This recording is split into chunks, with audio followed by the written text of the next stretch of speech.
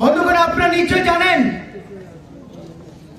এই বছরের মধ্যে আমরা বছরের প্রথম দিকে আমরা যখন দেখেছি ওই বাংলাদেশের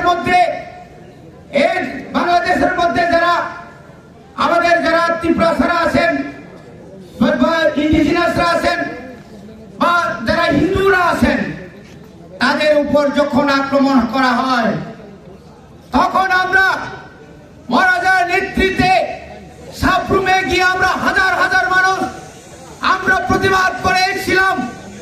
আমরা জানি 1971 সালে এই রাজ্যের মানুষ সবাই জানে, ভারতবর্ষের মানুষ সবাই জানে, বাংলাদেশ তারাও জানে তারা কিভাবে হিন্দু হোক মুসলিম হোক কিভাবে পালিয়ে এসে ত্রিপুরাতে আশ্রয় নিয়েছিল। তাদেরকে আমরা খাওয়া দাওয়ার ব্যবস্থা করেছিল, জায়গা দিয়েছিল, এবং শুধু তাই নয়, সেদিনের সরকার, সেদিনের ভারত সরকার তার সর্বশক্তি সমস্ত কিছু ত্যাগ করে হাজার হাজার আমাদের ভারতের সৈনিকদের রক্তের বলিদান দিয়ে আমরা এই পাকিস্তান থেকে বাংলাদেশকে সেদিন আমরা রক্ষা করে নতুন একটা দেশ গঠন করেছিলাম।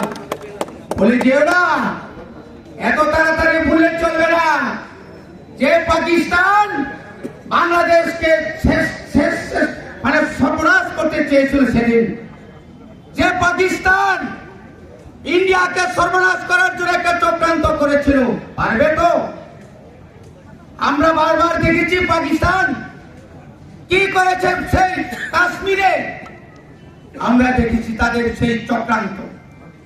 আজকে ভিখারি মোহাম্মদ ইউনূস আজকে ভিখারির মতো পৃথিবীর কোনায় কোনায় ঘুরছে, আমাকে সাহায্য দাও, আমাকে খাদ্য দাও, আমাকে খাদ্য দাও।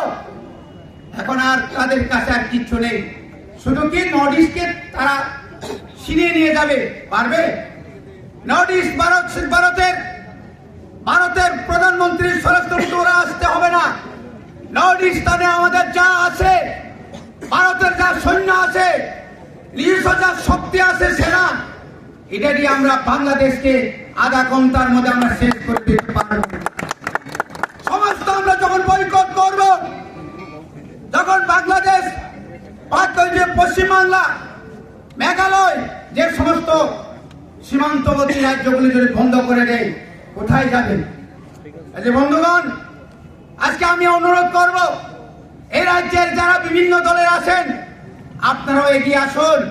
এই সময়টা শুধু ত্রিপুরাসাদের জন্য নয়, এই সময়টা শুধু ত্রিপুরা মথার জন্য নয়, এটা রাজ্যের ভারতবর্ষের সামগ্রিক সমস্ত জাতি উপজাতি জনজাতি হিন্দু মুসলিম তাদেরকে নিয়ে আমরা ঐক্যবদ্ধভাবে আরো শক্তিশালী আন্দোলন করে তাদেরকে আমরা তাড়িয়ে দেওয়ার জন্য আমরা সবাই প্রস্তুত করে হবে।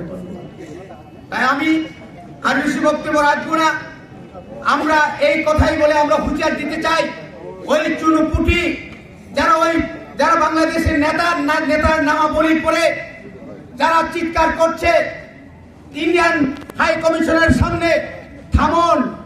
বারবার আমাদের ওয়াইটিএমের প্রেসিডেন্ট বারবার বলছেন, ঘুমন্ত সাপকে আপনারা এইভাবে দুধ খাওয়ালে কতদিন টিকে রাখবেন?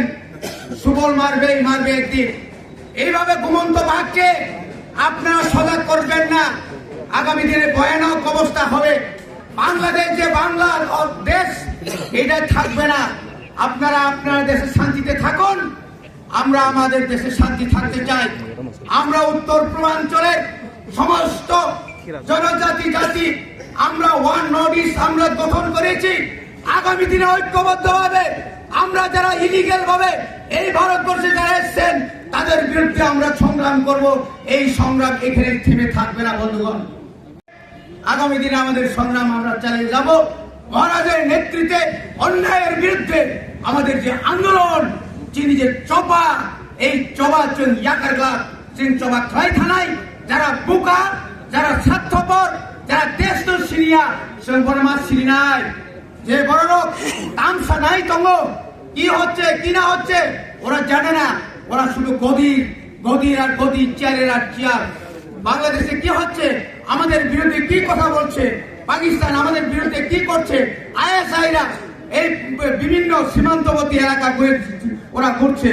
বাংলাদেশের মধ্যে ওই পাকিস্তানের বিভিন্ন বিমান এসে, যুদ্ধ বিমান এসে ঘুরে যাচ্ছে। আমাদের এই ভারতবর্ষে কিছু নেতা আছে, তাদের খেয়াল নেই।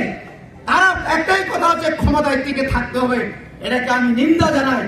ভারতকে আগে রক্ষা করো, ত্রিপুরাকে আগে রক্ষা করো, নিজেকে আগে রক্ষা করো, তারপরে চেয়ার আসবে। চেয়ার থাকবে না। আপনি যখন আক্রমণ আসবে, চীন থেকে যখন আসবে, পাকিস্তান যখন আসবে, আপনি যখন নীরব থাকবে, তখন আমরা সবাই চলে যাবে। তুমি কিন্তু এই পথ, এই চেয়ার আপনার কাছে আর থাকবে না। পরিবারের যত্নের মতাইসা হামবাই রুই দিন আমায় চবা আগামী নির্বাচন চাইব কতর কলক ভেঙে বলে বাইটিএফ তাইব চোরা বলে চিন্তি পড়ে যত বড় কব হই আনি করপাখা হামবাই